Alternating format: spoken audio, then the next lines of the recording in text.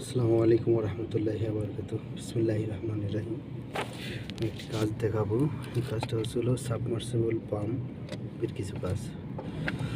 তো আমাদের এই সাবমার্সিবল পাম্পটা মূলত সমস্যা হয়েছিল ফ্লোট সুইচে। এখান থেকে এই লাইনটা ঠিক সাদু থেকে আসছে।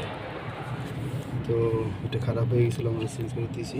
এখন আমরা ওটা কি, এটা হলো ওভারলোড, এটা হলো ক্যাপাসিটার, আমাদের ক্যাপাসিটার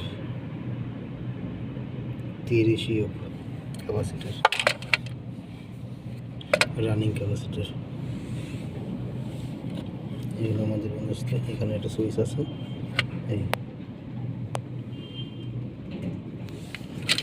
এইটা হলো একটা ডায়াগ্রাম।